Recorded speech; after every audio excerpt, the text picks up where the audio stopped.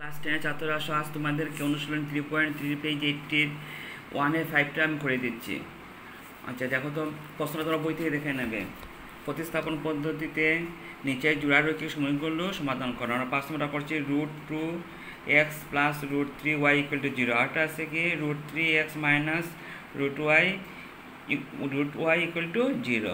এগুলো সমাধান তো দুইটা থাকে এবং আমরা প্রতিস্থাপন পদ্ধতিতে করি। আগে তো কয়েকটা দেখিয়ে দিয়েছি, আজকে একটা দেখিয়ে দিয়েছি। এটা একটু কঠিন আছে, এটা খেয়াল করবে। কারণ প্রথমের অংশটা প্রশ্নের প্রথম অংশটা আমরা লিখলাম।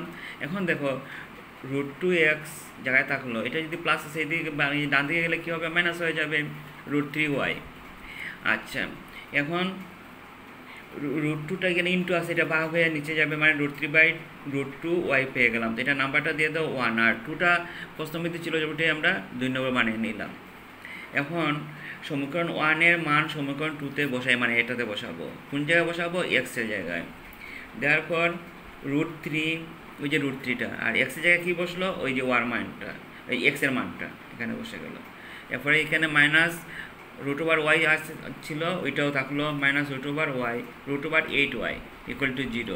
তোমরা দেখতে পারো, আচ্ছা এদিকে দেখো প্লাসে মাইনাসে মাইনাস √3 × √3 কী হয়? √3² = 3। কাজে এই √3 × √3 বলে কী হয়ে গেলো? 3/√2y। এটা যেরকম আছে সেম থাকলো, মাইনাস √8y = 0।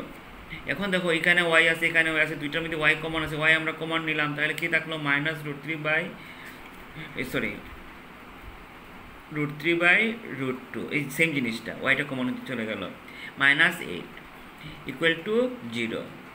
এখন দেখো ওয়াইয়ের সাথে এটা কি ইন্টু আছে, এদিকে ভাগ হয়ে ওইগুলা নিচে চলে যাবে।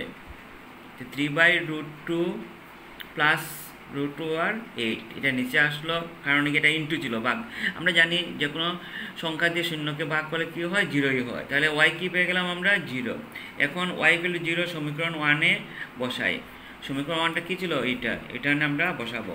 দেওয়ার পর এখানে দেখো x = এটা যেরকম সেম থাকলো, মাইনাস √3/√2 ছিল না, √2, আর ওয়াইটা কী হয়ে গেল? 0, এখানে ইন্টু 0 হয়ে গেল।